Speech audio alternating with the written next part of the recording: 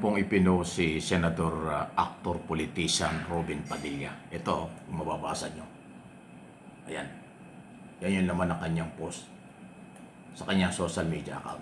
Pero ito yung ibig sabihin ng kanyang sinasabi. Una ay pinansyal. Hindi daw mura ang pagkuha ng mga abogado. Pangalawa, hindi daw sanay ang kanyang asawa at kanyang anak dahil mga musmus pa ang kanilang mga anak sa ngayon. Hindi rin daw sanay sa kaso or sa kasuhan. Yun ang ibig sabihin niya. Pangatlo, matanda na ang nanay ko. Hindi sa ngayon na hindi ako nakikita at kasama sa bahay. Ayan. Kita nyo? Yan ay sinasabi ni Robin Padilla dahil nga ho siya ay kakasuhan. Baka nararamdaman niya talagang kakasuhan siya ng obstruction of justice. Diba? So ngayon, meron ka palang ganyang problema, Senador Padilla, pasintabi na. Ayaw mo palang mangyari ang ganyan. Ay ba't hindi ka nag-iingat? Ay yung obstruction of justice actually, kahiyahiyang kaso yan eh. Sa isang lawmaker, tagagawa ng batas bilang mamabatas. Lumalabag sa batas. Yun po ang ibig sabihin ng obstruction of justice. Lumabag sa batas dahil yung isang tao na mayroong warrant of arrest, dapat yan ay kinukumbinsing mag-surrender. Hindi dapat kinukonsente. Dapat yan ay sinusuko o kaya ay tinuturo sa mga otoridad. Kahit kaibigan pa. Dahil yan ang tamang proseso. Ang ngayon na sinasabi niya ay una daw yung pinansyal para bang magastos. Hindi daw mura ang abogado. Tama yan. Hindi daw sanay ang kanyang asawa at mga musmus na anak sa mga kasuhan. Totoo yan. Sino ba namang masasanay sa kaso ay problema yan. At yung pangatlo ay yung kanyang ang nanay daw, hindi sanay na siya, hindi nakikita. So, 3 issue yung binabanggit niya. Actually, 4. Mahal ang abogado. Hindi daw sanay ang asawa niya. At yung kanyang mga anak. Pangatlo. At pang-4 ay yung dahil ng kanyang ina.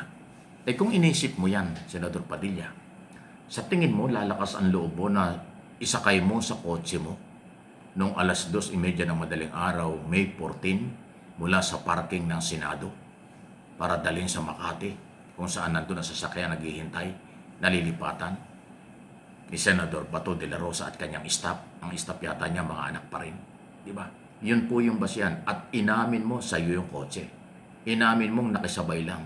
Tapos nagbiro ka pa yata na sinasabi mo, hindi naman takas yun, naglalakad lang eh. O diba? Puro kalokohan ng mga palusot sa aking opinion. So kung inisip mo na yung mahalang abogado at ganyan mga dahilan mo, bakit hindi mo magagawa yung paglabag sa batas?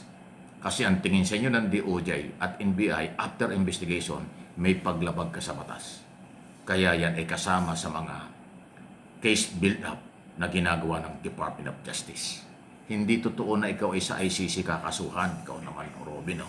Nagtalumpati ka pa doon sa rally na ikaw ay kakasuhan ng obstruction of justice sa ICC. Hindi ka doon nagkasala.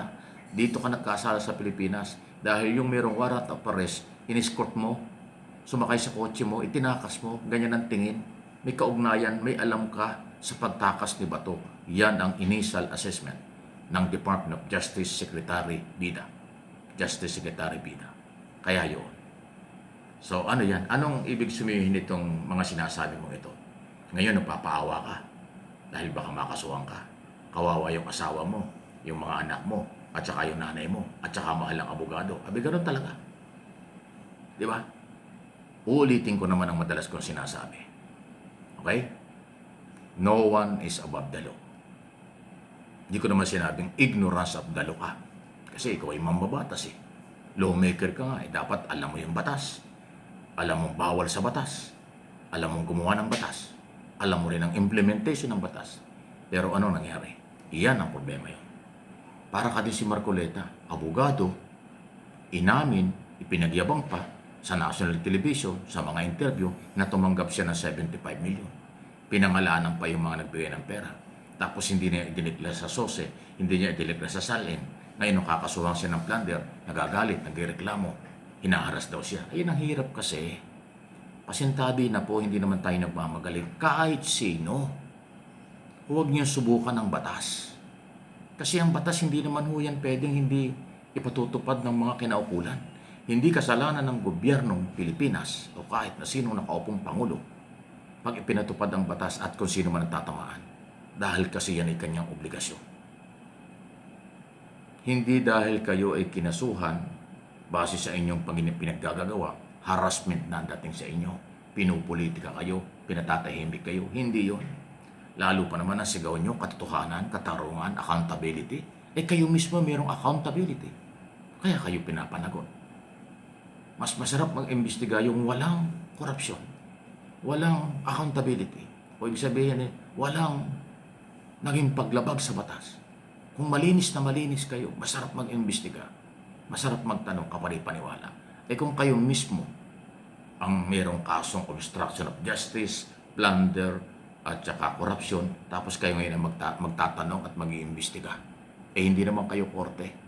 Tapos pagka kinasuhan kayo, sasabihin nyo harassment, di ba? At napapaniwala nyo yung inyong taga-suporta, kawawa naman sila. Huwag niyong linlangin ang mga masang Pilipino. Yung mga Pilipinong inyong niloloko ng harap-harapan, hindi kayo naaawa sa kanila. Kayo ang nakinabang sa inyong posisyon. Kayo ang nakinabang sa inyong mga ginagawa. Tapos gagamitin nyo yung mamamayang Pilipino. Tapos idadamay nyo ang mga taong walang kinalaman. Anong kinalaman ng taong bayan? Doon sa 75 million na problema ng Marcoleta. Anong kinalaman ng taong bayan doon sa obstruction of justice na kakaharapin ni Robin Padilla? Wala. Kayo ang gumawa niyan eh. Mas masama pag hindi pinatupad ng gobyernong ito yung mga batas na nilalabag ninyo.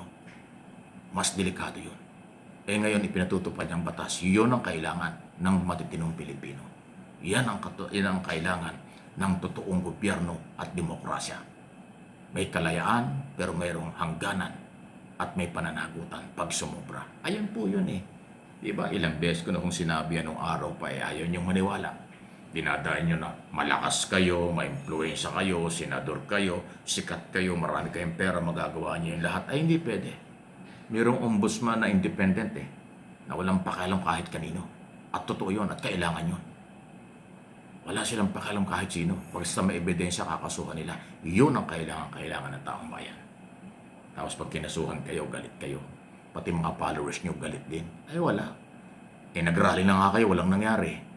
Hanggang saan yung galit nyo? Wala rin. Alam namang mag-amo kayo. Di lalo kayong panibagong kaso yun. Wala. Sumunod sa batas at sa proseso para walang problema. Para hindi maimbestigahan, para hindi makasuhan, para hindi makulong. Ganun kasimple lang. Please like, share, subscribe, and follow. Issue lang po, walang personalan. Opinion, analysis, at ating pong interpretation sa nangyayari. Sarili ko po yung pananaw. Lalo na dito sa opinion ating pinagkakaloob sa ating mga taga-subaybay.